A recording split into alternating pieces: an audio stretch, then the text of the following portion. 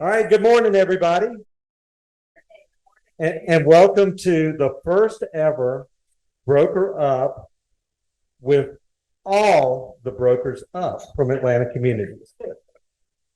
I'm excited. I'm not sure all of them are, but I'm excited. And the reason I wanted to do this was because I wanted to showcase your brokers to the entire company. And the reason for that is this is the finest group of brokers in Atlanta, bar none.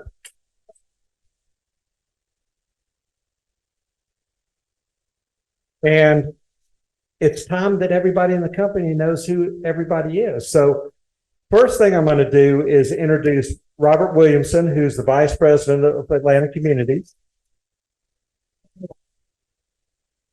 And he's going to go right here to the center, and he's going to face the camera. See, this is live, so you don't know what to do.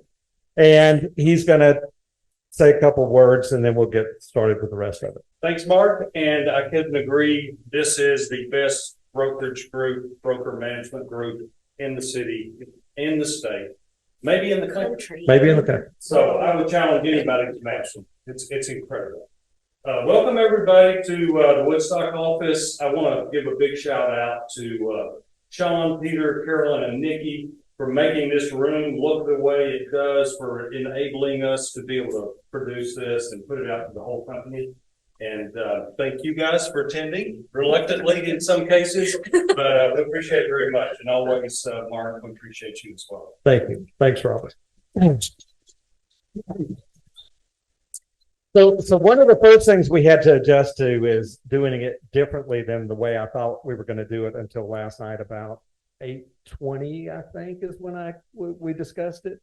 Shawn and I discussed some production issues, and one of the things that we didn't want to do is overcrowd the stage. And so we ended up not having enough chairs, and Robert was the first one to say, hey, I'm off, I'm out. And to his credit, he really, because he wanted to feature Natasha and Laura as the brokers from the Cherokee Woodstock office and not himself, and that made a lot of sense. And the two people that got squeezed out were our two assistant brokers. So I'm going to ask them to come up here now so that I can introduce the two of them.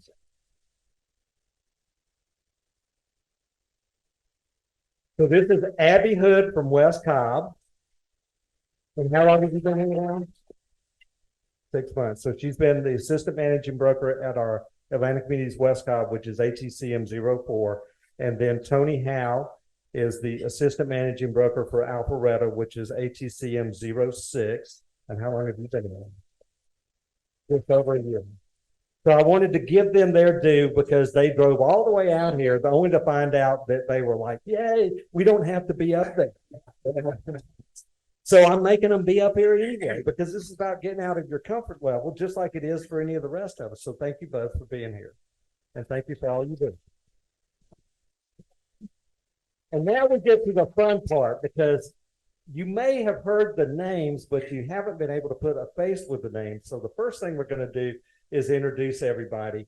And I'm going to do it by office. And that's the only logical way to do it, because otherwise these egos might get slighted if I did it in any other way. So first and foremost is one of my favorite brokers of all time, because I trained her, and that's Kendra Ash with Atlanta Communities East Cobb, APCM 01. And then second is ATCM 02, which is Brookhaven Dunwoody, and that's Myar Burton on the end. And Dana Chambers, who at some point will be the future broker of an Atlanta Communities office in Gwinnett or in that area. So pay attention to what I said at some point. I didn't say like any minute now, so don't start emailing and say, where's it going to be? Where's it going to be? Because I don't know. Next, we have Carrie Loftus from ATCM 03 at InTown. Next, we have ATCM 04 West Cobb, which is Sandy Burnham.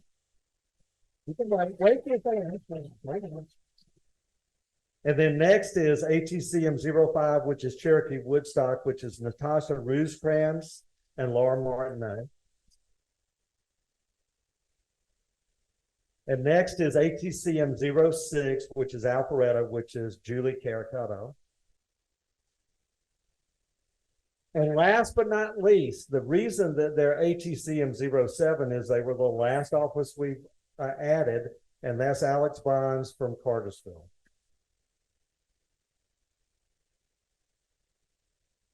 And if you haven't visited other offices, I want to encourage you to go to other offices, because when you do, you're going to find that you're treated as well, if not in some cases, maybe even better, when you visit other offices. So make sure that you're going around the company and visiting other offices. So in keeping with that, I'm going to start with the questions. And how am I going to start with the questions? Let's see. Oh, I'm probably going to do it based on the broker code for the office, which means that Kendra Ash is going to be up first. So she submitted that one of the things that Atlanta Communities East Cobb Realtors and Associate Brokers are faced with recently is buyers and sellers not closing. So you want to elaborate on that? Sure. I've seen it a lot lately. Actually, I had 3 that week that you had asked for questions. A buyer or a seller defaulting, after contingencies or any negotiations are over. It's a week from closing, and suddenly the seller says, "I'm not moving. I can't find a place I want to go." Or the buyer says, "I don't want to buy. I don't like this house anymore." And so, the agents call me and say, "What do we do? How do I handle this?" And, first thing, broker up, absolutely call your broker. It's a simple situation sometimes. Sometimes it's just clarity. The buyer or seller needs to realize what's going on, or maybe they're scared. Maybe it's someone who doesn't like change. So, the broker and the agent could get together with that client and figure out what is really going on here. Why are we at this crossroads? And then the next step, I always say, we're going to talk to, have them talk to a real estate litigation attorney. Make sure that they understand the full weight of their decision, because it's not as simple as, okay, bye, good luck. It can be lawsuits. Seller could be sued for specific performance. They could be sued for commissions to the brokers.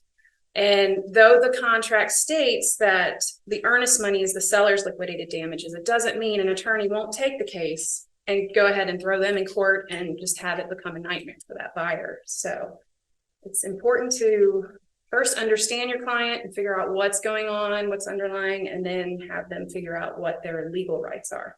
And what do you think lessens the possibility that somebody will find themselves in that situation in the 11th hour? Communication. Talking to your client, understanding exactly, but even before you start listing their home or looking for homes, understanding where they are and why they're making this move, and just having that clarity, understanding exactly what their goal is.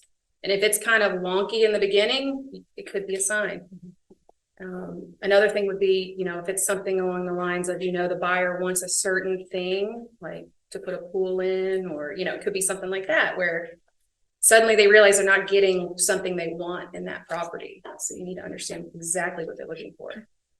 And it's interesting because one of the things that happens when this situation happens all the time is a buyer thinks the only thing they're going to give up is the earnest money. And unfortunately, they're wrong. That may be the only thing they give up, but in many cases, it's more than that, because it could be commissions. They could be sued by any of the parties involved in the transaction, and they don't really realize that. And sellers, oftentimes, some of them are counting the minutes until they can potentially claim a buyer's earnest money, and it's more complicated than that. And I know that some of you go to Rocks and post your questions out there, and I can tell you that the answers you receive there are not as good an answer as you're going to get from your brokers. And one of the reasons is, and Kendra knows this more than anybody else, is because we ask the right questions. When you see people ask questions on rocks, for instance, they ask one question and then the comments come back related to that one question, and there's no follow-up questions about whatever else is going on in the transaction. And that makes a big difference. And she just, Loving everybody. she at her phone goes home. I can't believe that. At least it wasn't anybody in the audience. Now, if the phone's going off at watching us on Zoom, oh well, but here, I mean, you know. So hopefully now that's the snafu moment and everybody else can relax because it's already happened. You did that for everybody else. All right, so next up is Brookhaven. And hopefully we're not going to see Myar faint. But you know what? I'm gonna do you a favor. I'm going to pick on Dana first. Okay? And she's chomping at the bit to end. She's been ready to go for this thing for days, if not weeks. Yeah. So is a contract valid if the binding agreement date is blank? I don't know. So as Mark and I discussed, and with my situation, it is pretty common that sometimes the binding agreement date does not get filled in. I went to Seth Weissman to just kind of double check, and the big grand answer is maybe it's not. But you have to look further and ask more questions, right? So it becomes, what was the intent? And with the 2022 guard changes, there are now 2 paragraphs in your purchase and sale agreement that gives you kind of direction. So with that change, anyone can fill in the binding agreement date. It can be the buyer, it can be the seller, it can be either agent on either side. Anyone who fills it out is able to fill it out as long as they fill it out correctly. Per your GAR contracts, if you're reading your contracts, it'll tell you that if you object to that date, you have 1 day. So 1 day to object and raise your hand and say, hey, it's not correct. It hasn't been filled out correctly. I disagree. And if you don't raise an objection at that time, you waive all your rights. You don't get to argue later. And if it's left blank completely, let's say it's left blank completely and now you're at due diligence or you're trying to terminate later. If it's left blank completely, you do have to kind of dive a little bit deeper to see what the intent was. But that is a big, almost like a snafu for the agent. It's part of your job to make sure those contracts are filled out correctly. So I would encourage everybody, as you're doing your contracts and you're in the very, very beginning, make sure all your blanks are filled out. So when you get it back from the other agent, that's the first thing you need to be able to check, because that's going to be the easiest time to fix it. Because then you can call the other agent and say, hey, I just want to check in. I want to see what we agree upon for a binding agreement date. Make sure everybody agrees, because if you agree at that time, you can do the amendment that is your binding agreement date confirmation, and everybody signs off and everybody's in agreement. That way, later on, you're not at a question. Yeah, this happened in the, right, it was in the 11th hour. Mm-hmm. So they wanted to argue that they didn't have a binding agreement. And they had been, again, it's like when you, the de facto contract, if you sit in the barber's chair and the barber cuts your hair, you didn't sign a contract, but you have a contract. And this is the same situation where in the end, they wanted to say, well, we didn't have we didn't have a contract, right? Or was it, they were arguing about date because due diligence ending, etc. And that happens more than you think it does, because people don't understand how to count days. Seth Weissman has gone over that numerous times about counting days. And then equally as important is, I know you're going to find it hard to believe, but agents don't fill out the contracts. And they leave things to chance, and they wait until it matters to then say that it matters. And part of that is exacerbated by the fact that we have all the electronic ways of doing things. And what that really accounts to in many cases is we're not getting enough we're not paying attention to that because it's convenience over substance in some cases. Well, in our situation, it was almost like a verbal agreement between the agents. The agents kind of were on each other's side that, okay, the binding agreement, thanks for sending that back. It's going to be the next morning. The problem became when it came time and the buyer decided to terminate in the last hour of due diligence, the seller stepped up and said, that's my earnest money. Well, then that became an issue because the agent, even on the other side, was like, well, I don't know. And like, we thought we were okay, but then she couldn't manage her seller and we were on the other side. So that's when we really had to fall back to the contract, look at the intent, look at the dates, and figure out what was the appropriate, what, if it went to court, what would we think a judge would say? And it was really all about the intent when it became a binding contract. And what was the resolution?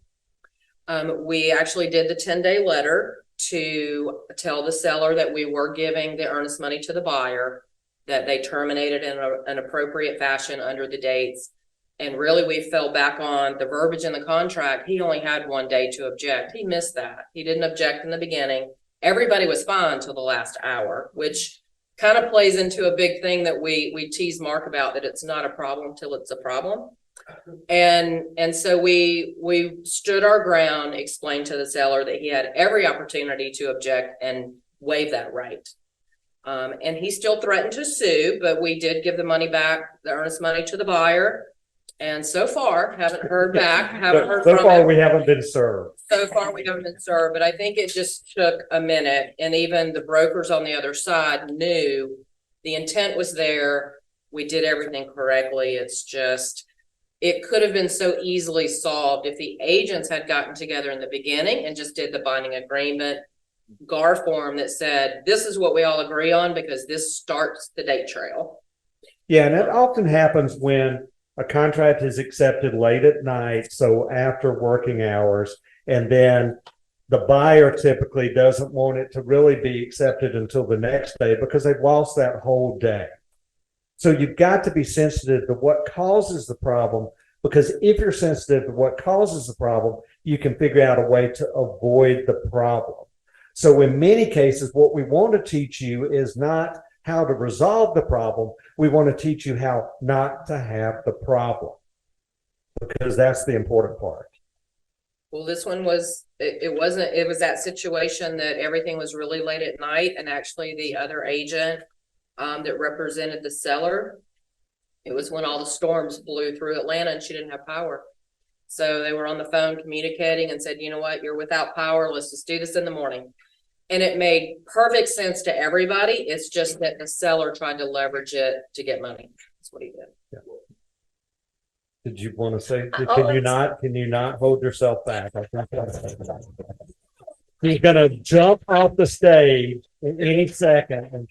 Teaching moment. Okay, there you go. Wow. See? That this is a good example to make sure you turn your contract right away to the office, because then we can help. If we saw a blank due diligence date, we'd reach back to you and say, hey, or sorry, a blank binding agreement date. Hey, you're missing a binding agreement date. You don't want to come to a problem with this. Go ahead and establish that in this amendment and tell them about the amendment and have them do that. And if they had turned that contract in super timely, we can help mitigate things before they become a problem. But lots of times agents don't turn in their contracts until way further down the line, and then the time's passed for us to be able to. And when she says that, she means all of you collectively don't turn in your contract. Yes. Not anyone specifically, all of you collectively. And guess what? We can't go ask for it when we don't know it even exists. And we can help you mitigate a problem if we don't know of a problem. Of a problem, right.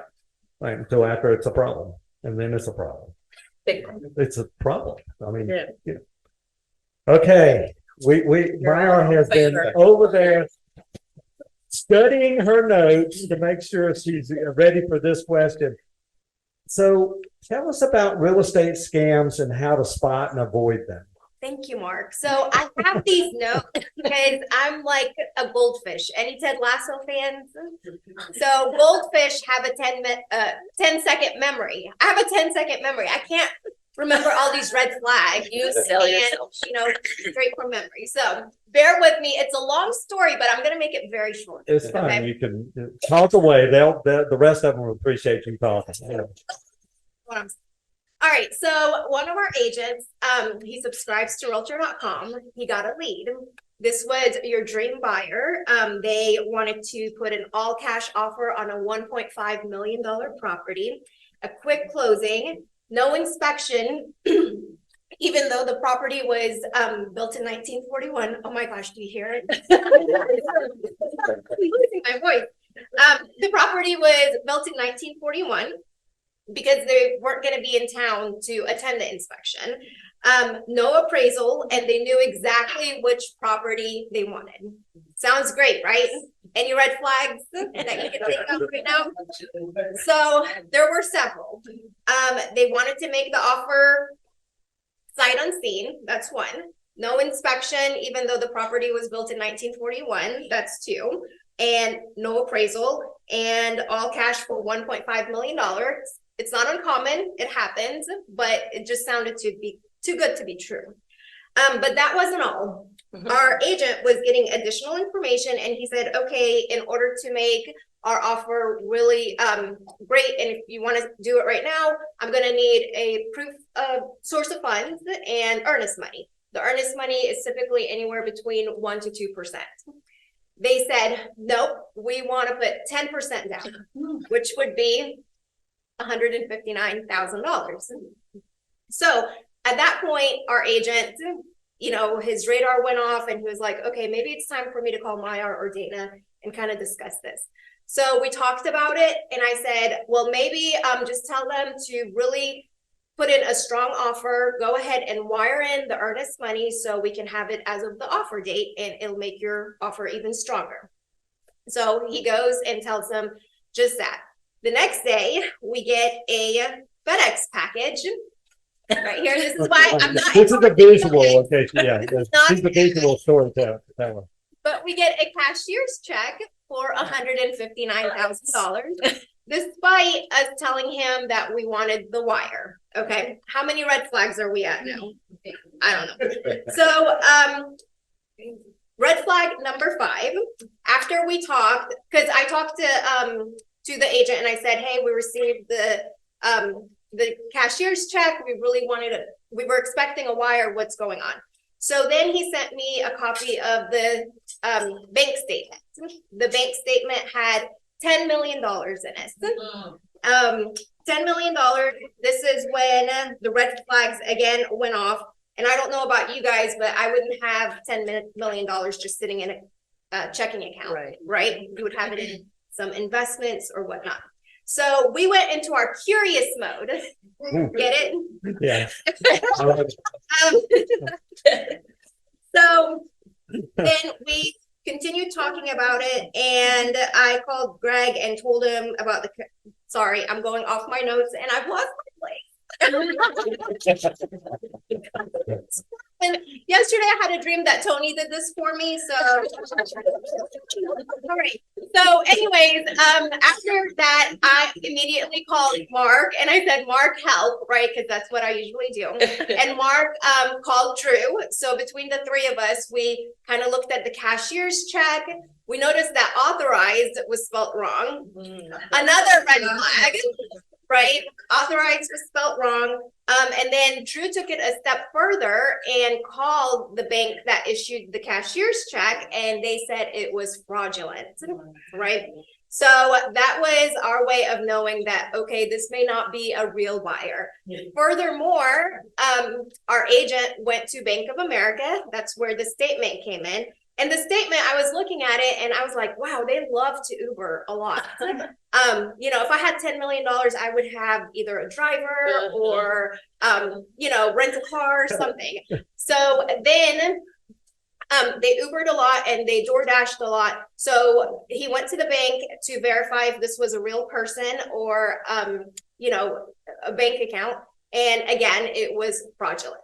So after all that, we realized that the buyer was not a real buyer, and he sent them emails, and they sent back emails, but he could never really get them on the phone. He got them on the phone once, and their English wasn't very good. So his neighbor, who's also an agent, spoke their language, and he called them, and they never called him back.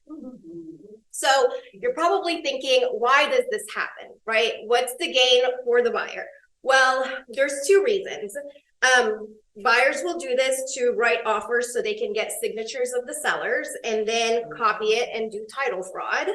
And sometimes they will send large checks like that with the hope that we process it, and then they terminate during due diligence, and we're not watching our timelines, and we just issue them a check back.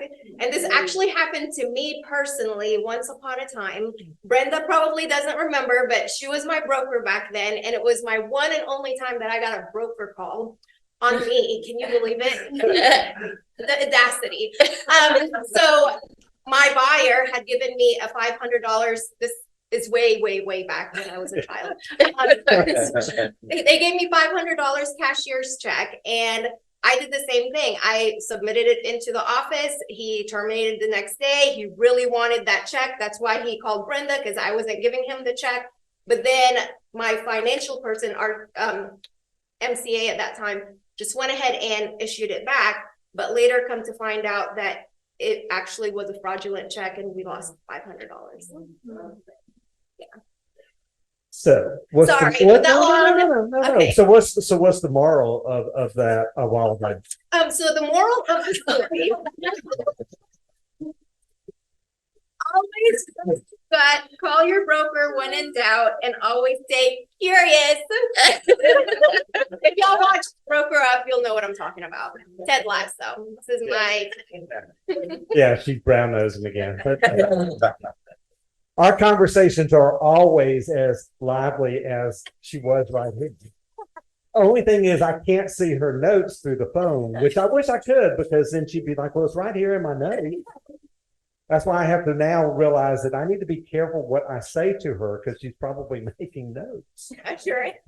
If you see my office. But this is really, I don't, and we talk about this collectively as a group all the time. We don't really understand what all the motivations are about all the fraud. It apparently people, although Judson hadn't shared that with me, people will send him gift cards. I'm kidding. They don't really send him gift cards, but the fact that there's those kind of scams, obviously somebody somewhere is actually responding to those and giving money. And it's the same thing with these. If you get a lead, if this text, wherever my phone is, if the text goes off and it's somebody that either is trying to be familiar with you or says, hey, are you still selling real estate and all, it's probably, first off, not a real person. It's a machine. It's an automated system going out to see whether they can capture you or not. So just know that, okay? And it's getting worse, not better. So make sure that I delete and block phone numbers. It's kind of like a part-time job. Every day I get to do it for about, I don't know, an hour and a half a day out of the 24 hours. So just be prepared. If it sounds too good to be true, it is too good to be true. Julie. I'm going to hop off stage now. Yeah. We've had so many, and we've discussed this, but we've had so many recently in the last year, and Drew can attest to this as well. And we had them, he just escaped. The most recent was called check kiting. And I didn't know what that was. And it's where they keep throwing deposits at you over and over and over. And they did it through our ACH system, and none of them were good. So, but we couldn't tell which ones were bouncing because they threw so many at us that they just kept going back.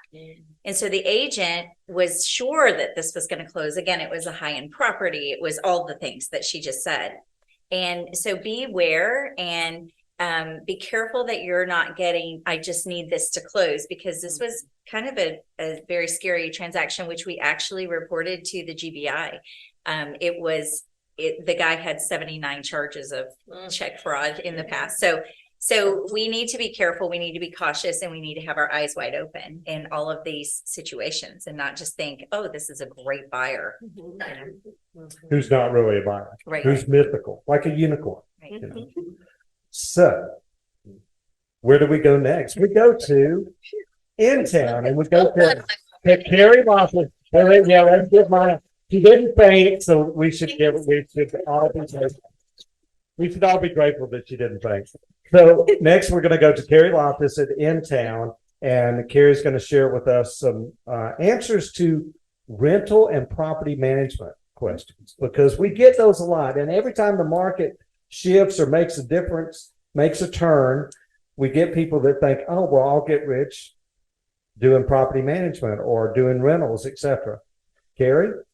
Yeah, that's with the market leveling off right now. I've been hit with a lot of questions from not only my agents, but some of the other brokers as well.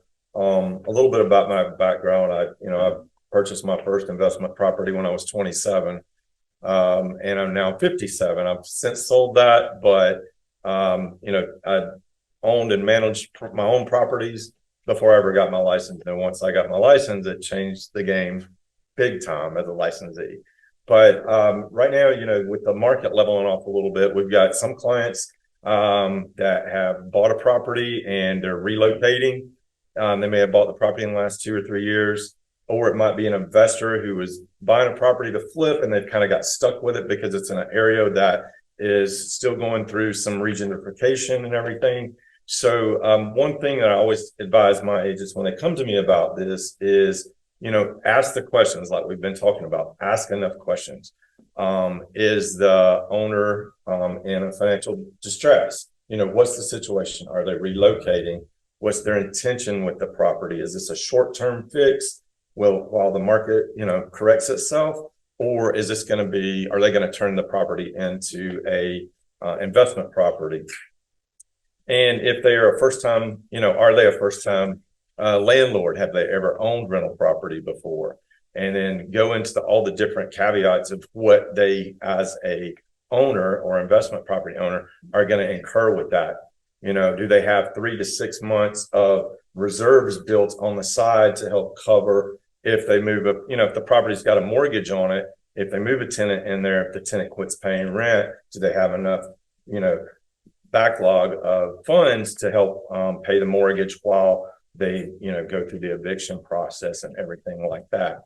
One thing, and if they're in a financial distress or, only have a couple of months reserve, if they do happen to go into default, the owner, even if they move a person into the property, Georgia law here is that if the property were to foreclose, that lease goes away. Back during the foreclosure crisis, back in 2008, 2009, a lot of the banks would try to work with the tenants because they didn't want a bunch of empty properties sitting out there vacant. So if they were getting some income in, that was one thing, but that has all changed now. The banks are really, if they do foreclose, they're wanting the tenant out of the property fairly quickly. So don't go into the mindset of, well, if it forecloses, the bank's still going to honor the lease. They're not. So those are some of the questions I always, advise the agent to have a good consultation with their seller or their owner. Do they have enough to cover the utilities while the property's sitting there vacant? And this time of year, October, through February, is more of a difficult time to lease a property. A lot of people don't want to be moving around the holidays. So usually you see the rental market start picking up around February, March. And those are usually the better times to find tenants. Second part of this is, like Mark was talking about with the market leveling off. And trust me, I've been there as an agent. I got licensed in 2005, 2007, 2008. Market started leveling off. I was scrambling around. Oh, do I get a part-time job? Let me just jump in. I've got, property management knowledge and experience. Let me start helping clients with this. Brakes on right there. I come from a school of hard knocks. Don't we all? So most of the advice I give my agents is stuff I've been through personally. Just a little story that I've had happen to me in my first 2 or 3 years of being an agent. One of my first properties I ever managed for someone, I did everything right by the book. But the owner was self-managing it. Put the tenant in there. I helped him with the tenant screening. The owner calls me on Thanksgiving Day. Hey, my tenant hasn't paid me rent in 3 months. I'm like, well, why are you waiting 90 days, to call me about this? Long story short with that, I ended up having to help him evict the people because he lived out of state. And as soon as we got the people out of the property, he turned around and sued me and Keller. I was at Keller Williams then. Sued me and Keller Williams for about $38,000. And as a 2 or 3 year licensee in the business, I was freaking out. But luckily, that's why we have our listing agreements, our management agreements, all of our agreements in place.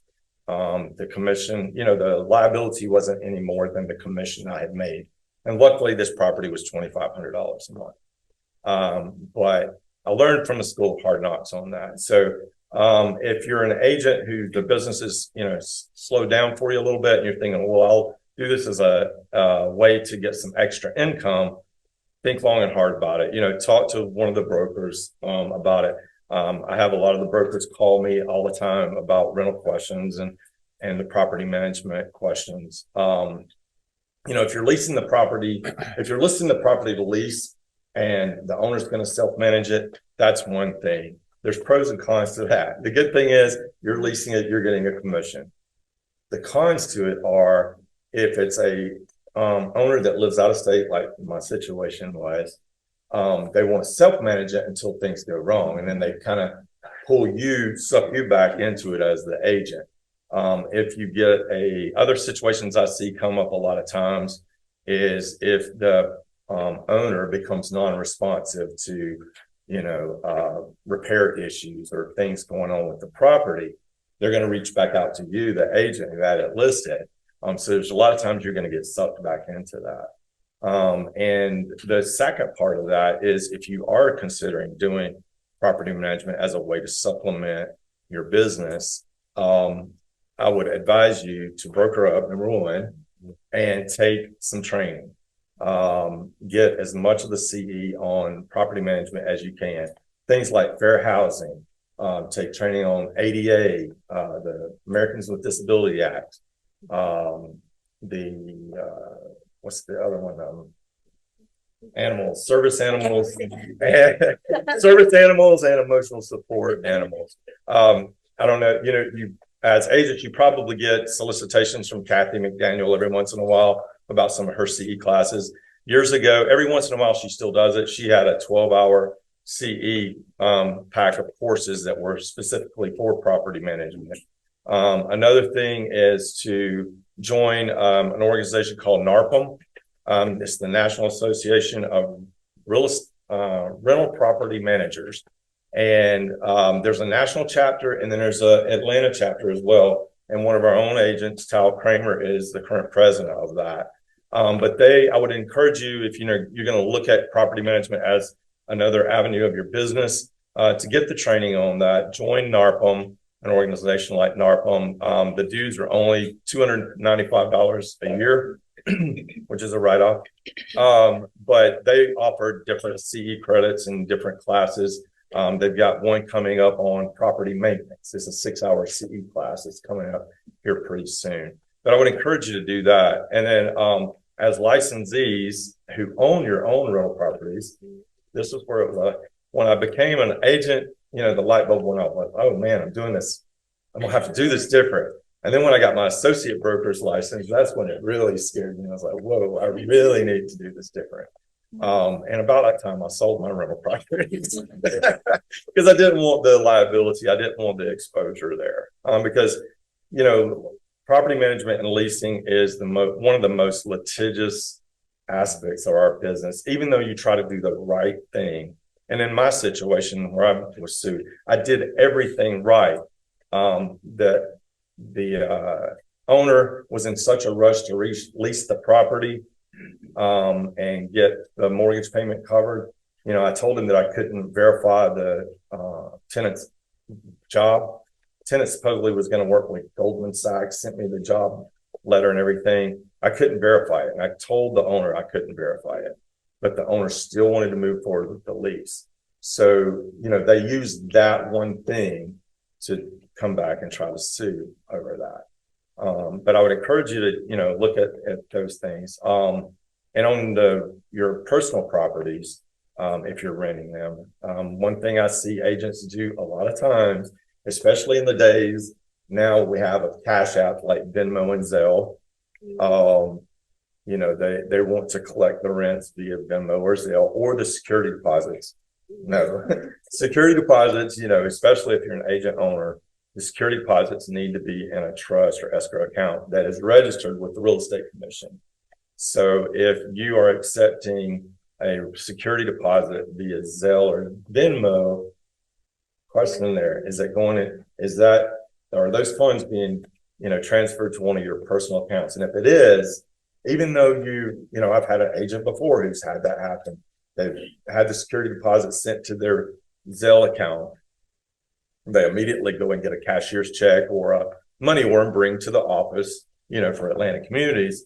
But if that were to ever go south, like what Mark talks a lot about, it matters. It doesn't matter until it matters. And then you gotta have everything, and then it matters a lot. If you're getting that security deposit via one of those apps and it's going into your personal account, that can be considered commingling of funds. So you try to do the right thing of making the, you know, get the money order, cashier's check, but you are commingling of funds. It's so if this scares you, it should, because and that's something else that people are not aware of, is the fact that when you're a licensee, everything changes. And that's because we're licensed. And what you did as a civilian, as a regular person, changes the minute you get licensed. And unfortunately, a lot of people don't realize that. And that's true in all aspects of our business as it relates to disclosing that you're a licensee, et cetera. It really makes a big difference. And to Carrie's point, you got to get training. There's nothing wrong with you taking up a different discipline of real estate as long as you go get the training. Training is everything. And if you've never sat in a courtroom, put your hand on the Bible and raised your other hand and taken an oath for anything related to real estate, I can tell you, even if you're just there, as I was, as a witness several times, you don't want to be in that position. It's intimidating. It's time consuming. It can be costly. And that's why we have a different obligation to not only if you're a licensee, but we as brokers and as a company have a different obligation to the consumers of the state of Georgia to make sure we're doing it right. And that more importantly, in our case, that all of you are doing it right, whether it's your own property or property that you're doing for other people. So thank you. And one other thing I'll add right there, you know, we were talking about how litigious the business is. I mean, you have the right intentions, but, you know, you tiptoe on fair housing issues a lot of times in situations. I've recently, in the last 2 years, sat through a GREC 3-hour hearing with an agent because I wanted to experience that. Number one, I'd never been through one, but it was all over property management. And, you know, some of the points were valid, some of them weren't. And it was all because of a tenant honed in on a couple of things. And so there we were, and we had to get to this point. Yeah, it makes a difference. And you don't know what text that you're sending to somebody then will later come back and haunt you. That's why you got to be careful what you say, and equally as important, how you say what you say. And the way I always approach it, because I can tell you in what I do, I have to be very careful how I communicate anything, because people are listening to what I say, whether they're reading it through a text or whether they're actually listening to it. And I have to edit and rewrite things over and over and over because I want to make sure that the clarity's there, and I want to make sure the tone is correct. And I also give consideration to the fact that if my ass goes to court, will what I just said hurt me? And you can see that could be a problem for me, you know. So I have to be careful, really careful. All right. Thank you. Sandy. So Sandy from ATCM 04 West Cobb, Sandy Burnham. And you want the FERPA or do you want the other one? No, it's fine. FERPA? The basic stuff. No, the basic stuff. Oh, the basic stuff. She runs into a lot of issues where sellers wanting to deny access to the property to the buyer after due diligence is ended, and sellers turning off utilities before change of possession. And take it away. Yeah, I mean, these are, sometimes they're the basic things that every agent really runs into. But I think a lot of times, because very often when I get those questions, it's from very seasoned agents that truly know the answers, but you're getting so much pushback from the other side. It's making the agent question themselves. They know the answer, but the other side is so convincing that you question what you're doing. And then I get the phone call, we all do, on even just the very basic of the issues within a contract. And that is something that I have come up. I had it on Sunday morning. I got another one of those calls from a very seasoned agent. It comes up every single week that an agent will come to me and say, hey, the seller doesn't want to allow the buyer back in the property now that due diligence is over. They don't think they should have the right to do that. Well, then we need to look over the contract. We need to point that out. We need to educate the client because it's right here.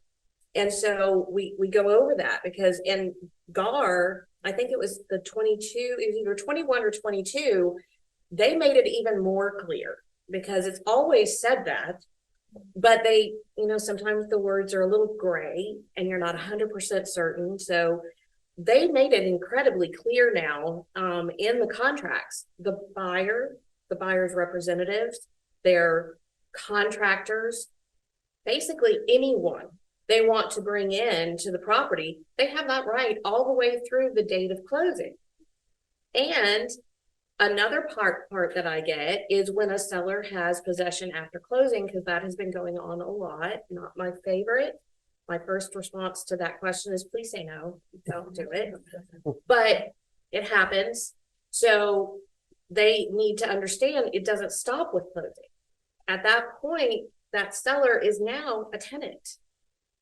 Yes, it was their home. It is no longer their home.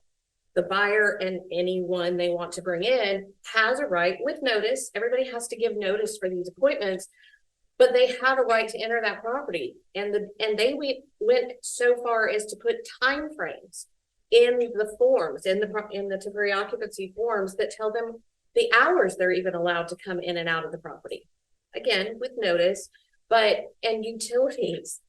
Investor-owned properties are usually the worst with this, or inherited properties. They don't want to pay utilities. They feel like, okay, the inspection should be done. It's after due diligence. They shouldn't need the utilities on anymore. So they turn them off. Well, that's not okay. And now you have to pay the fee to get them back on. Because again, the contract is very clear. Utilities have to be on through closing or time of possession, whichever it is. So you have to make sure that we truly educate these sellers. And like I said, a lot of times, especially with utilities and things, be even more transparent with those sellers so that you can make sure they understand. Please make sure you have read the language here. Know what that means. Because they're inadvertently sometimes they don't, not meaning to be, but they're putting themselves in default, and nobody needs to have to go through that. So educating them on just the basics as well is very important. Going over the terms of the contract, not just what they fill in on page 1 that they still don't read, because all they're doing is clicking where it says sign. They're not checking what you've entered on any of those lines. So they certainly don't take the time to read pages 2 through 8. So you need to educate them. And then you yourself need to feel really comfortable with knowing what those forms say so that you can answer those questions. And if you get pushback from another agent, you can say, well, actually, no, here it is right here. They are allowed. My buyer is allowed to go in that property. We're giving you notice. We're going to be here at such and such time. Please let your seller know. That way you don't feel like you're questioning yourself because you have all of that knowledge. Certainly, if you do get pushback, please reach out though. Don't take the other agent's for reality. I had a situation recently with an agent who's newer, has done business, but is newer. And not that anyone, I think, within our organization, because we have amazing agents here, but sometimes agents that are co-opted with us will take advantage when they see a newer number. So this agent was trying to assist in getting documents done very quickly so they could get it binding. Everybody just wanted it done, right? The agent told my agent, who again was newer, that on the appraisal contingency, don't worry about the number of days. It just has to be ordered by that time. The agent didn't ask anyone else, believed the other agent because she'd been incredibly friendly and helpful. So nobody felt with That's the first warning, yeah. Incredibly friendly and helpful. So 10 days later, appraisal's been ordered, but it's not back. Nobody in the right mind would expect it to be back. Suddenly, co-op agent is no longer friendly and helpful. So, you know, my agent and the buyer were then, buyer's very upset. My agent is feeling horrible and on pins and needles until that appraisal finally came in, and I was able to work with the other broker and we were able to work some things out. Thankfully, it wasn't too big of a gap and we were able to get things where they needed to go. But that could have been avoided if my agent had just asked the question. You know, if somebody's telling you something and you're not 100% sure that what they're telling you is accurate, that's when you broker up. That's when you reach out. Don't take those things at face value, no matter how incredibly kind they are.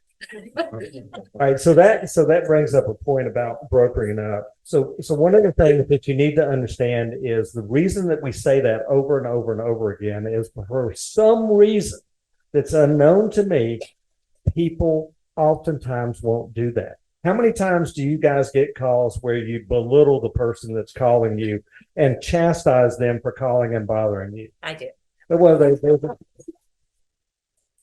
one in every crowd. What can I say? But seriously, we don't pass judgment. We don't pass judgment. We are here to help, and the only way we can help is if we're notified by it. So you've got to make sure that you make that call. And again, the difference between asking the question on rocks, we've got some incredibly smart people here at Atlanta Communities. And asking a broker is when the broker gives you the answer, the broker is going to stand behind you as the brokerage. When you get it from rocks, you won't be able to find that person from now till doomsday because they don't have a stake in what happens, nor can they help you if that happens. I just want to add, if you'll allow me. Oh, can I stop you? That is a question.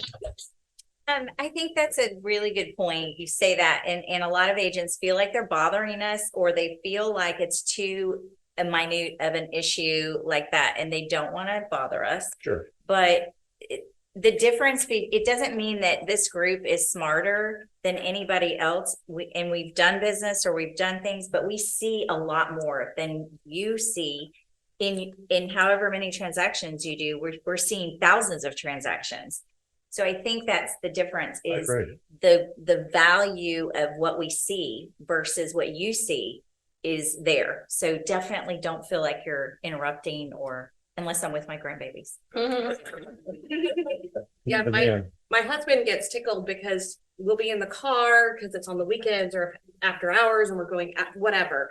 And the first thing out of every agent's mouth is, "I'm so sorry to call you after hours."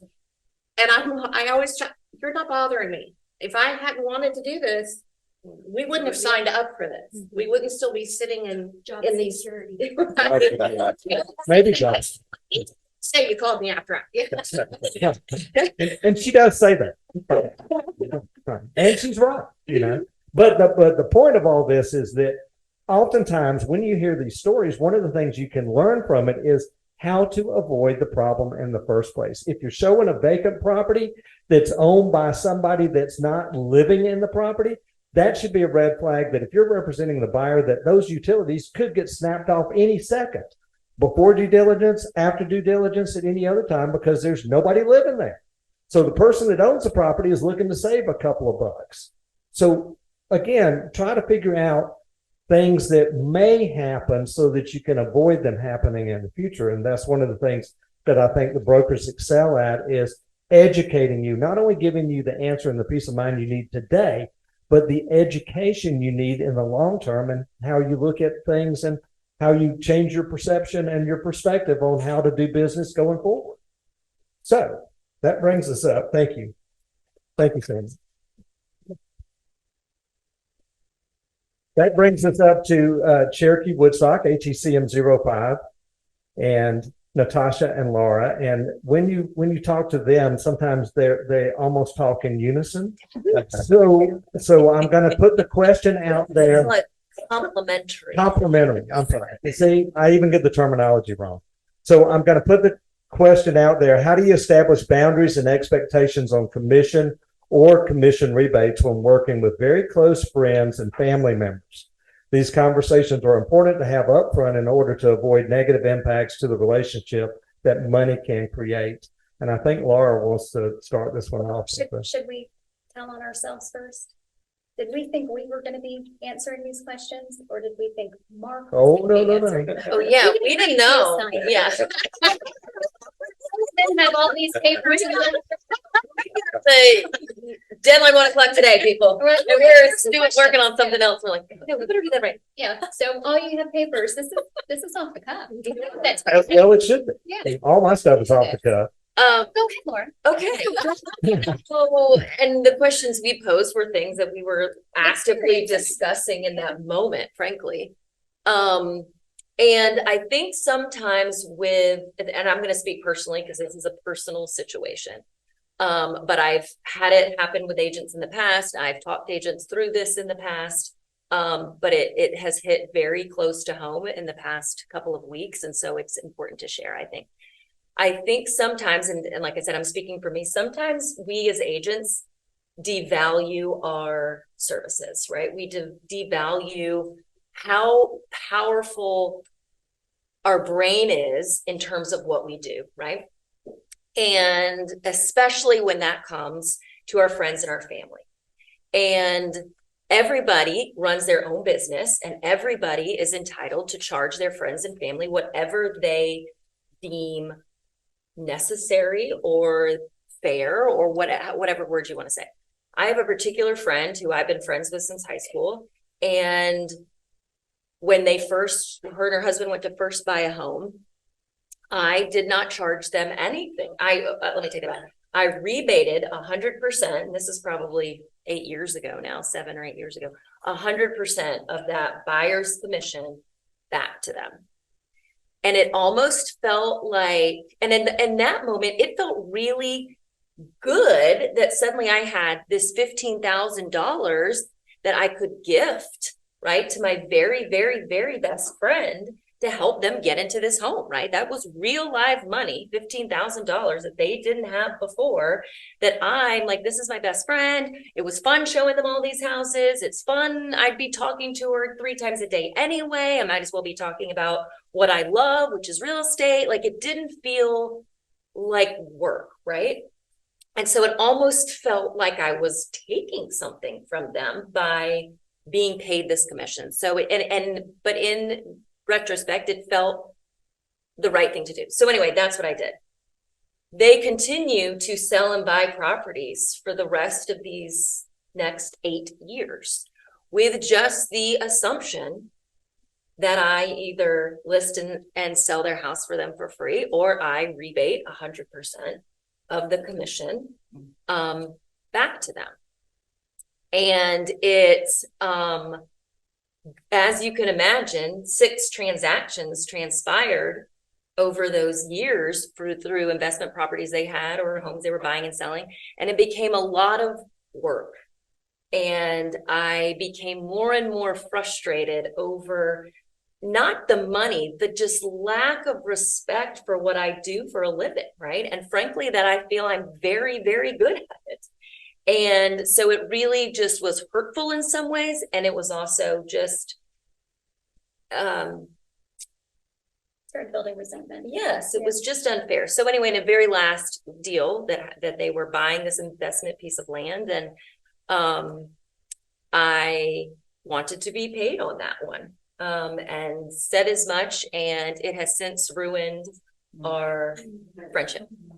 And so it's heartbreaking for me, but it's also a really lesson that for all of you to know your value and have those conversations up front. Don't give your services away 100% for free. I don't think there's anything wrong with rebating back some money to very close friends and family. But again, this is your business and you choose what you want to do. But don't completely devalue yourself to where then it's the expectation that moves forward, right? That these conversations should have been had. I should have been very clear what I was going to be doing for them in that first transaction. Or when the second one came up, to be like, look, that was, I'm glad I was able to help you in this transaction, but this is time I'm spending doing this. Because at the time I was in full production. That's 100% what I did. And so for me to spend time buying or selling with them and not making a penny really was affecting my livelihood, because I was spending time with them. So the advice is really to be very, as uncomfortable as money conversations are, that really have those conversations in the beginning, really set the expectation with your friends and family, really let them know your value proposition. And if they don't see it, then you're not a good fit to work with them. I wish I had never worked with them on real estate. And I wouldn't be where I am in this position now. And so. Well, and the reality is the majority of your business should be coming from friends and family. So you should be prepared to have those conversations about if you're offering, let's say, a discount. I've run into this before where the same group of friends are going to talk, right? And so if you're going through to sell each person, you give one of them a discount, you kind of have to give them all a discount. Otherwise, you're burning some bridges unintentionally. Why'd you give her that? Why am I not getting it? My rule of thumb is to have a just set plan of attack across the board, where all my friends, I might be giving a 25% towards their purchase or off of their sale. I always make it on the second transaction, never the first. And that way that you're running in this very nice, consistent pattern where if one friend talks to another friend, there's no questions of what you're doing.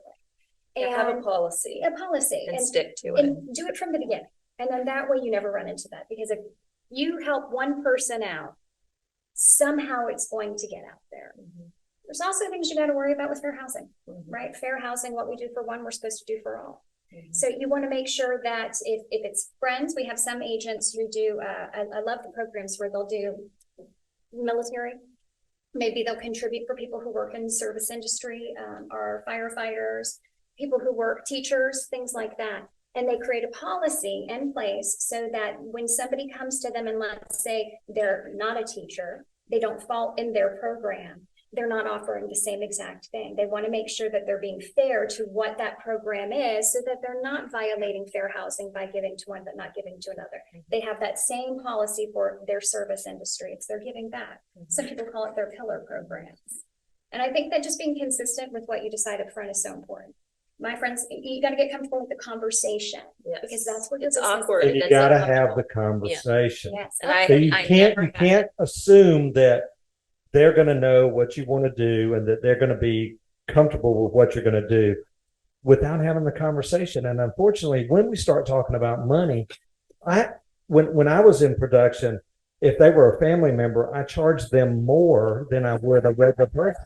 And you laugh, but I'm kidding. I really wanted them to go away, to go to somebody else. Yeah. Because I didn't want to be involved with them. And that's just, I mean, you laugh, but I'm serious. My brother, he's probably going to watch this video at some point. He couldn't, the only way he could share it with me is if he was selling, if he gave me some of the profit. I mean, I'm not representing family members specifically for that reason. Refer them out and get a referral fee. And then, I mean, there's all kinds of different ways to handle it, but the main thing you got to do is have conversations with people. Move back to conversations. I'm going to say it another 1,000 times. Conversations make a difference.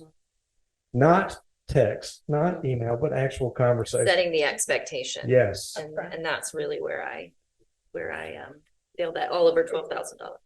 But there is something to be learned here, in addition to everything else that we're talking about as it relates to that particular story. And that is, we need to have both of them as our plans, because they Call can me get out, some. y'all. No, I charge. Yeah. Oh, okay. Well, but you I'm said, the pro. you said bono. 25%.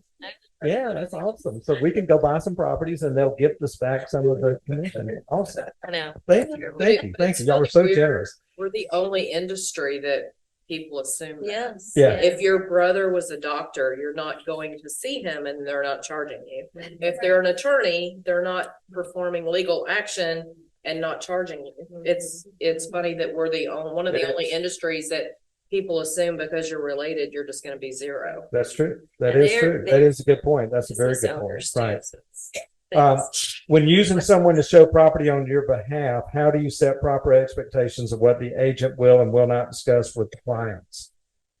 This is a good one. It is good. This is one we've seen a couple of blow-ups happen between agents and a showing agent. I think it's great. I love going on Atlanta Communities Rocks, and seeing how many people are helping to show properties, opening doors for an agent. Maybe they get sick, maybe they have someplace they need to be. I think it's fantastic. One of the concerns is that there needs to be conversations up front about what those expectations are from that showing assistant. Because we've seen where people who are showing, they just want to be of service, of help, right? And you've had this personally happen. There's been other agents who've had it personally happen where the showing agent goes above and beyond. But instead of just Trying to help. Not out of malice, or I don't think there's ever any ill intent. Yeah, I don't think there's ever ill intent. Who is trying to be of value of service? So they're paying me $50 to open up this door. I want to be of service. Oh, they're asking about more questions about the property a couple of doors down. Well, let me do some research real quick. And it's of innocent nature. But next thing you know, a relationship is starting to be built between those two parties. Or that showing assistant has said, let me tell you about a specialty loan program that might work for you. Or, you know what, I have a neighbor down the street. Another property I know of. That's come on the market, or I know of that's a pocket listing. Now we have a separation of kind of trust between the two agents. And now the actual client or exclusive agent, trying not to get them confused, is having to explain things that this other showing agent has explained. And so this is where we see a little bit more heated discussion. And I do think that there needs to be, just like with commissions, there needs to be a policy that you're asking and expectations. Hey, if you're going to act as a showing assistant and I'm going to give you $50 for every door that you open, here are my expectations of how I would like you to take care of my client. And answer these type of questions this way, right? Just like if you don't know the answer to something, we can say, instead of being like, I don't know, you'd say, let me find out, right? So let me get with your agent and find that question out for you. Let me talk with your agent. Every question that's asked, putting it back to their agent, right? Because the consumer often doesn't know where the lines, how many of you worked with people that think that agents get paid just for opening the door, right? They think if you're the agent, lots of consumers don't even know how we get paid. So it's not their fault that they're asking that showing assistant extra questions, or think that they now are involved in every showing you're gonna have with them. No, and so don't expect the consumer or your client be the one to keep the boundaries. It needs to be you and the showing agent. Again, it all comes down to a conversation. You know, hey, any questions they ask, please just say that you're going to redirect those questions to me, and then I will get back with them immediately. Any other properties you drive by and they want more information of, no problem. Your agent's And it's not crossing signs. That's another interesting part of this, is that person, if they have a buyer brokerage agreement, I know your name is on the buyer brokerage agreement, but the buyer brokerage is with Atlanta Communities, which means that anybody technically that's with Atlanta Communities can honor that buyer brokerage agreement in addition to the person that's name's actually referenced on there and signed on it. Because Georgia license law says that the client is the client of the brokerage, not of an individual. So for instance, worst case scenario, our real estate professional passes away, the client relationship didn't terminate. They get assigned another person. So that's where, as brokers, it becomes really, people want us to referee, and I'm telling you, it puts us in a situation where generally ain't nobody going to be happy. It's just that simple. And it's better, as they said, to establish those procedures, et cetera, up front, so that there is no gray area and that nobody's feelings get hurt. In writing. In writing. In writing. Oh, yeah, in writing, right. People have selective memory, even here at Atlanta Yes. Communities. You know? So thank you both very much.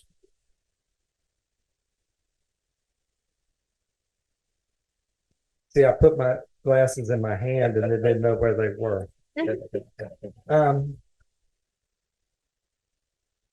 Julie from Alpharetta, ATCM 06. Hopefully I got the right one. 8-day unilateral, when to use it, when to question it, and what are the reasons? I love this one.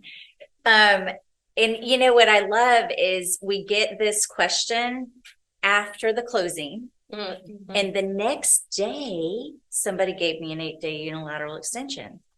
What does the contract say?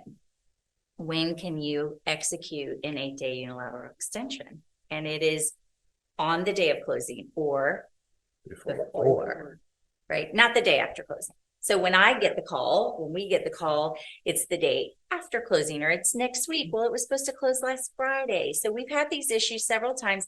And when our agent calls us, it's like, oh, they sent us an 8-day unilateral extension. So when do you send it? It's on the day or before you're trying to take care of it.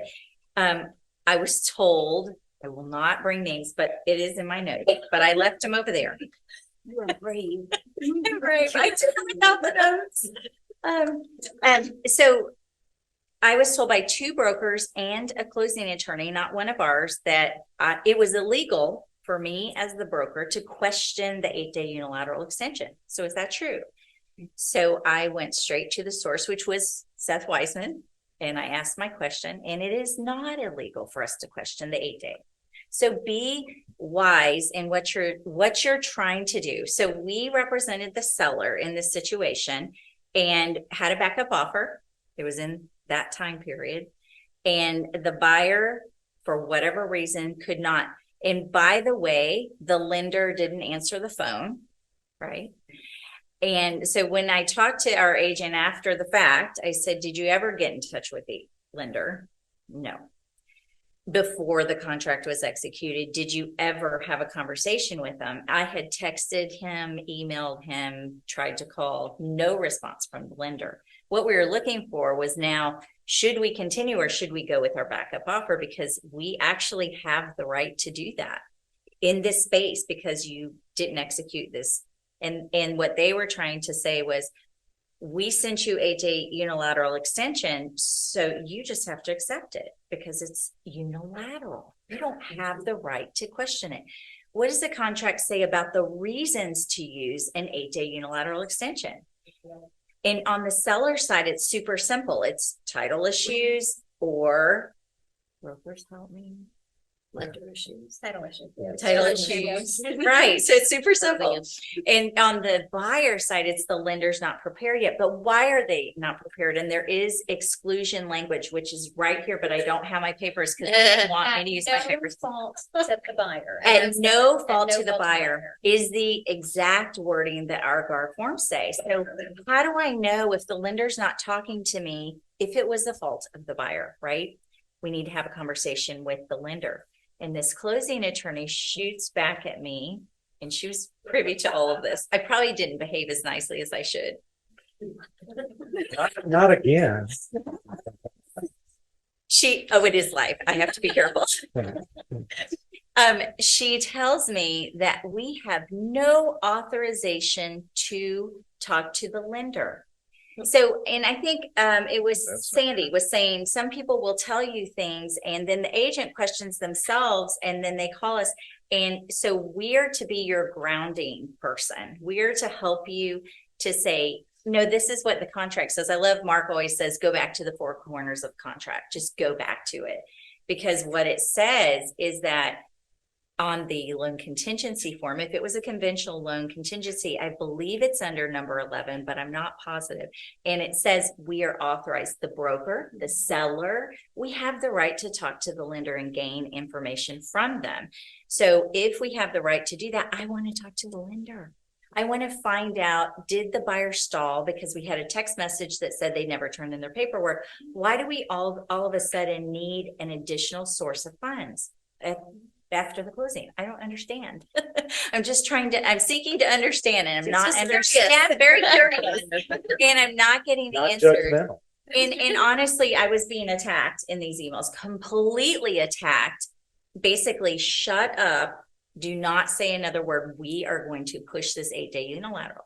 And so I told our agent, I said, you can, and we can write it out, or we can get an answer from the lender. Or if we don't get an answer from the lender, you can take the other offer and they can sue us if they feel the need. But the contract is very clear. There are reasons that you can use this, and there are reasons you cannot use it. Do not use it willy-nilly. Use it within the context of the contract. And if you don't know, call your broker. 100%. And the conventional, as well as all the other finance contingency exhibits, talk to you about what happens when the finance contingency ends. And when the finance contingency ends, the seller has the right to ask for a loan commitment. You know how many sellers ask for a loan commitment? Zero. You know why? Because the person representing the seller doesn't push them to ask for it. And when you ask for it, then the buyer has a certain amount of time to give it to you. And if they don't, the seller can terminate. Think of how powerful that is, because within the span of, let's say, 7 to 10 days, let's say it's the 3rd of the month, it's not closing until the 31st. Within the span of 7 to 10 days, the seller could be out of the contract, taking on another contract that might actually close. And instead, they got to sit there and wait until the 31st comes and goes without them closing. And why? Because nobody asked for what's already in the contract. It's already there. And nobody uses it because people don't read the contract. No one reads the contract unless they're trying to get out of something or trying to hang somebody on something. That's when they pay attention to it. And it's all right there. I mean, we didn't reinvent the wheel. We just went right back to what they had agreed to and then pointed out to the parties, this is what you agreed to. This is what it says. We didn't force you to sign it, but you should have paid attention to what was in it before you signed it. The good news is we closed, and with those people, the seller made the decision. So that's what you do, is you put it back on the seller. Here's your choices. And we put it back on. They said, let's write it out. And at the end of the 8 days, we would not extend again. Great. So we did. And so, the other party's like, see, I told you we're going to close, which is great. But none of that needed to happen. When you talk about communicating, and some other brokers try to posture, and, we're not trying to posture. We're not trying to one up each other. We're trying to get to the same thing. And that's what I told the other brokers. We're all trying to get to closing. But if you're going to pull this at the last minute and we don't have a reason. In fact, the contract does also state that when you send over the unilateral, you have to have a reason on it. And the reason needs to be accompanied with the lender's verbiage, not yours. So just know your contract and know your rights, and so that you can protect your seller. We all want to get to the closing table.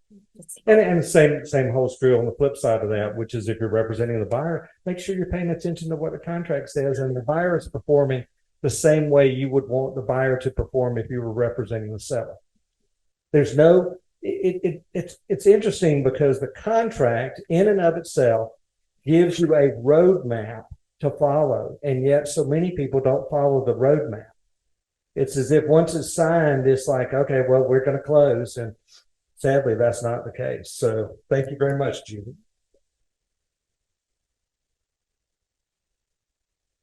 All right. So it's now time for Alex from Cartersville, ATCM 07. He was probably thinking we were never going to get to him, but we are. And Alex happens to be delaying his vacation time today to be here. Yep. So he gets a big attaboy. Thank you. I thought, well, it's all good. And I'm going to go with the second one. A buyer's agent made an offer on the listed property. There were 5 counteroffers before the parties agreed to terms. What determines the final contract terms, and what does the final contract package consist of? So one of the reasons why I put this question in there is this happened to me years ago in my career. I've been licensed since '02, broker since '05. I've seen a lot, done a lot, but we've all gone through the stage where we really didn't know what we didn't know. And I'm sitting in a class one day and they're talking about what comprised a contract. And, you know, back then, for whatever reason, I had not been through a lot of counters and I didn't understand the paperwork and how it works. And I was afraid to ask the question. And one of my points in putting that question in there today is the only time we as brokers get frustrated is when you don't ask us a question. Okay? Because we cannot help what we don't know. We cannot help you if you don't talk to us. Okay? So I'm an engineer by trade. Okay, so I think very logically, I'm probably different than most everybody. Well, I am most different than most everybody. But so when you're making a bunch of counter offers back and forth, and that's becoming a little more popular now because their days on market's going up. We're actually getting to do our job again. We're getting to negotiate again, which is wonderful. If you're not good at negotiation, study, learn, take classes, get better at it because you'll stand out above everybody else if you are.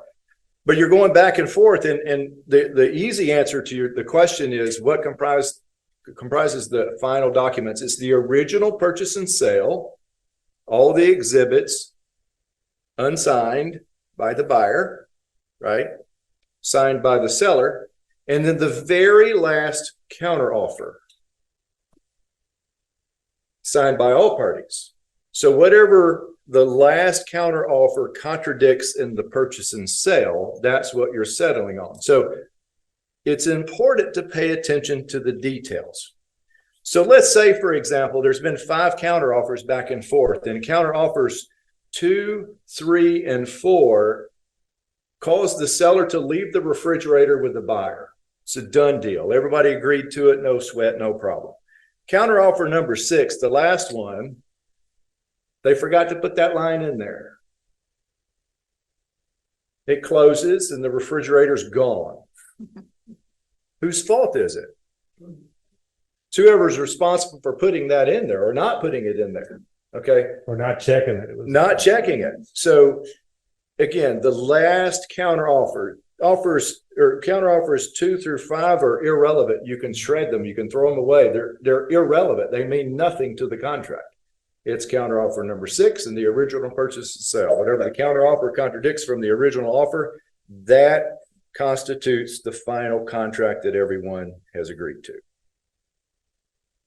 I don't know why I was afraid to ask that question back in the day, but I was, right? But ask. Absolutely.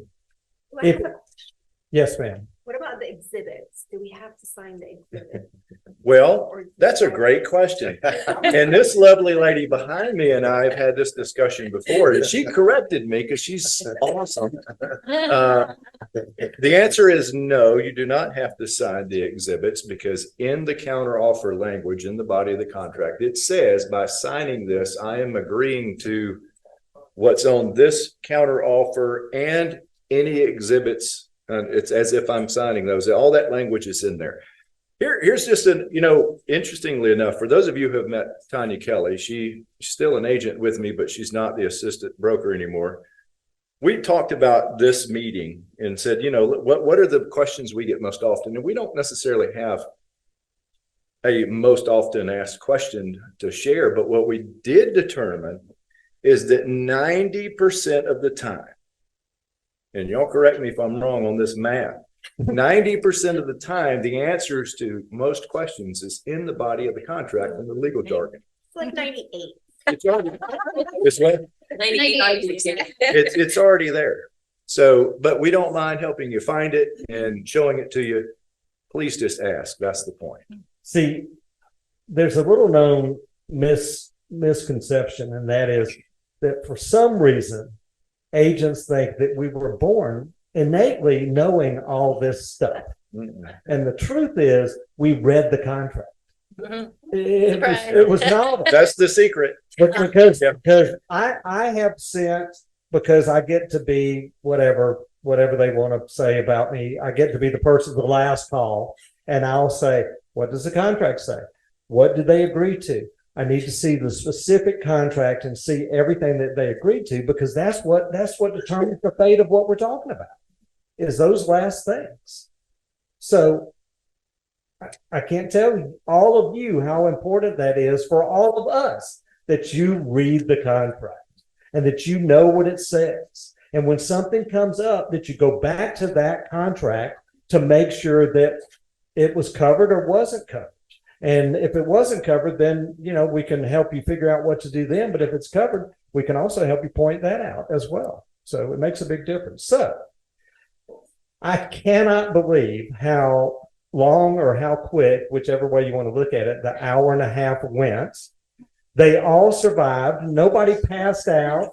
Nobody stuttered. They didn't have spittle. They didn't slump down in their chairs. They didn't do any of those things they were all worried about, other than Maya losing her place. But she had such extensive notes that it was easy for her to pick back up where she left off. Flags. There were Right. so many. There were lots of flags. Yeah, we're going to have a lesson on flags. So give them a big round of applause.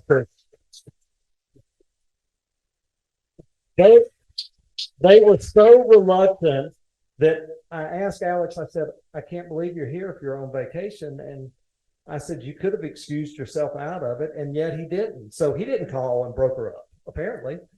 But I do appreciate the fact that you went out of your way, but also all of these people, because may not be aware of it. Anytime we're in front of all of you like this, or with any of you, or talking with you on the phone calls and the texts and the emails are still piling up. And all of these people on this stage, that matters to them, because they freak out if they can't respond. And so, again, give them another round of applause. They are by far the best in the business. And I know, because I get to talk to other brokers from other companies, and I think to myself, they're kind of, no offense to anybody. If that's like going to church, if that offended you, I'm sorry, then maybe I was talking about you. I don't know. But thank you, everybody, for being here. Thanks for all the people that we had on the Zoom webinar.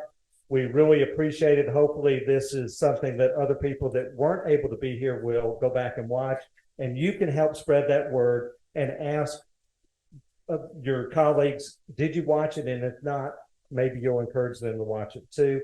And for all of you that are here in the studio, I want you to stay put, even though we're going to sign off from Broker Up, but stay put for just a minute. I know you got things to do, but please stay put for a couple of minutes now that Broker Up is over. So thank you very much.